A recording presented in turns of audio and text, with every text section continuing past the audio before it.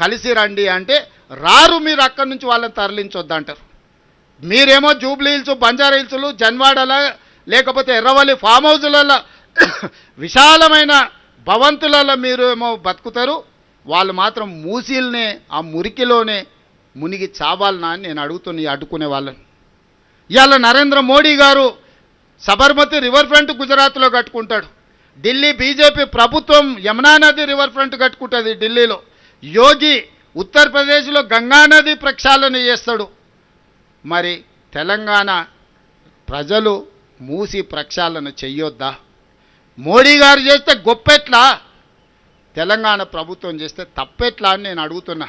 మీరు ఆలోచన చేయండి, ప్రజల్ని ఆలోచన చేయమంటున్నా నేను. ఇంకా రాజకీయ నాయకులు మారరు, వాళ్ళ నాయకులు చేస్తే గొప్ప, తెలంగాణ ప్రజలు చేస్తే తప్పు అనే విధానాన్ని ఈరోజు వాళ్ళు తీసుకున్నారు. అందుకే నేను ప్రజల్నే అడగదలుచుకున్నా.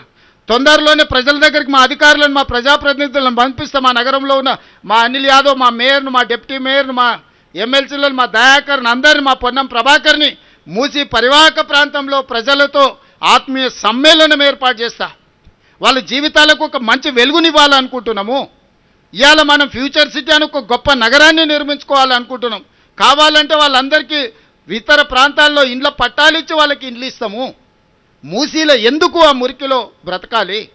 ఒకవేళ అవసరం అనుకుంటే ఆ ప్రాంతంలో ప్రతి 5 కిలోమీటర్ ఒక క్లస్టర్గా చేసి ఎక్కడ ప్రభుత్వ భూములు ఉంటే అక్కడ అపార్ట్మెంట్స్ కట్టి వాళ్ళకి ఇండ్లు ఇస్తాము. ఒక 400 ఫీటో 500 స్క్వేర్ ఫీటో కట్టిస్తే ఆ మురికిలో గుడిసేసుకొని బతుకునే కంటే కుటుంబంతో గౌరవంగా బ్రతకడానికి అవకాశం ఉంటుంది కదా. వాళ్ళు వాళ్ళ పిల్లల్ని మంచిగా చదివించుకోవద్దా? వాళ్ళ జీవితాలలో వెలుగు రావద్దా? వాళ్ళు బాగుపడొద్దా? ఏంది కక్ష? నా మీద ఉంటే ఉండొచ్చు, నాతో కొట్లాడుండ్రా. పేదోళ్ళ మీద ఏంది మీ ప్రతాపం? పోయి ఒకరోజు మూసీలో వండుకుంటామన్నారు. ఎవరైనా మూసీలో వండుకున్నారా? వాళ్ళ పార్టీల కార్యకర్తలలో 3వ అంతస్తులో పోయి అపార్ట్మెంట్లలో నిద్రపోయారు. మూసీలో పండుకోండి, మూసీ పక్కన మంచం వేసుకొని పండుకోరి. ఆ చాదరగట్టు బ్రిడ్జ్ పక్కన ఈ నుంచి ఆడికి కనిపిస్తుంది, వరుసగా అట్లా పండుకోరి. అంబర్పేటలో శ్మశాన వాటిక ఉంది మూసీ పక్కనే. ఒక 4-5 రోజులు అక్కడనే ఉండండి, అక్కడనే భోంచేయండి, మీకు తెలుస్తుంది ఆ బాధ ఏందో, దుఃఖం ఏందో.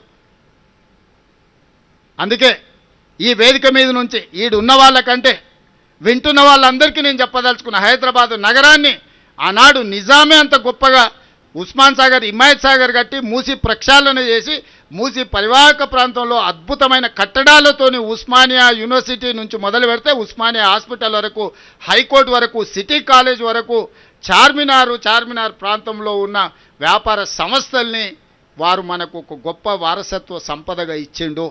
ఈ వారసత్వ సంపదను కాపాడుకొని నగరాన్ని మనం పునరుద్ధరించుకోవాలి.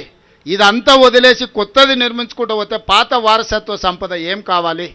అందుకే వారసత్వ సంపదను కాపాడుకుంటూ ప్రకృతిని మనము కాపాడుకుంటూ మన నగరాన్ని అభివృద్ధి చేసుకుందాం. ఈ అభివృద్ధిలో భాగంగా హైడ్రా భాగస్వామి అవుతుంది. హైడ్రా అధికారులకు కూడా నా సూచన, మానవీయ కోణంలో మీరు వ్యవహరించాలి. పేదల పట్ల సానుభూతితో ఉండాలి, పెద్దల పట్ల కఠినంగా ఉండాలి. పేదల్ని పెద్దల్ని మీరు ఒకే తాటి మీద కట్టకండి. పేదలను ఏదైనా అనుకోని పరిస్థితుల్లో ప్రభుత్వ భూమిలో కానీ లేకపోతే చెరువులలో కానీ నాలాలో ఉంటే వాళ్ళకి ప్రత్యామ్నాయం చూపిద్దాం. ఈ ప్రభుత్వం ఉన్నదే పేదల కోసం, మంచి పరిపాలన అందించడం కోసం. మీరు లిస్ట్ అవుట్ చేయండి. హైడ్రా అధికారులకు నేను స్పష్టంగా చెప్తున్నా, చాలా పెద్ద సామాజిక బాధ్యతలో ఉన్నారు హైడ్రాలో పనిచేసే ప్రతి వ్యక్తి. ఈరోజు కమిషనర్ నుంచి మొదలు పెడితే కింది స్థాయి వరకు ఉన్న సిబ్బందికి నేను సూచన చేస్తున్నా, ఇది ఒక గొప్ప బాధ్యత. ఇదేదో ఉద్యోగం కాదు, ఇది క్యాజువల్గా పనిచేస్తే కుదరదు. దీనికి కొంత మానవీయ కోణాన్ని తోడు చేయండి. పేదలకు ప్రత్యామ్నాయం ఎట్లా చూపిద్దామో ఆలోచన చేయండి. ప్రణాళికలు తీసుకొని రండి, పేదల్ని ఆదుకుందాం. ప్రభుత్వం సిద్ధంగా ఉంది పేదలకు న్యాయం చేయడానికి. పెద్దల పట్ల మాత్రం కఠినంగా వ్యవహరించండి. పెద్దల్ని ఎవరు మీకు ఎంత ఒత్తిడి వచ్చినా పెద్దల గురించి మీరెవరు ఆలోచన చేయాల్సిన పని లేదు. మీ ముఖ్యమంత్రి మీతోని ఉన్నాడు. కఠినంగా పెద్దల పట్ల వ్యవహరించండి. పేదల పట్ల మానవీయ కోణంలో పేదలను ఆదుకుందాం. పేదలకు ప్రత్యామ్నాయ ఏర్పాట్లు చేద్దాం. అది మూసీ నది కావచ్చు, గండిపేట చెరువు కావచ్చు, లేకపోతే నాలాలు కావచ్చు, వేటినైనా పేదలను గుర్తించండి. పేదలకు ప్రత్యామ్నాయంగా వాళ్లకు ప్రభుత్వం అన్ని వసతులను ఏర్పాటు చేస్తుంది. వాళ్ళ పిల్లల చదువులకు కానీ, వాళ్ళ వ్యాపారాలకు కానీ, లేకపోతే వాళ్ళకు ఉద్యోగ ఉపాధి అవకాశాలు కల్పించి ముందుకు వెళ్తాం. మీడియా మిత్రులకు కూడా నా విజ్ఞప్తి, ఈ నగరాన్ని కాపాడుకుంటే ప్రకృతిని మనల్ని కాపాడితే ప్రకృతి మనల్ని కాపాడుతుంది. ప్రకృతిని మనం ఆక్రమించాలనుకుంటే, ప్రకృతిని చేపట్టాలి మనం అనుకుంటే, చెరబట్టాలి అనుకుంటే ప్రకృతి వైపరీత్యానికి మొత్తం బలైపోయే పరిస్థితి వస్తుంది. ఈ నగరానికి మళ్ళీ ఢిల్లీనో ముంబయో చెన్నై నగరంలాగా కాకుండా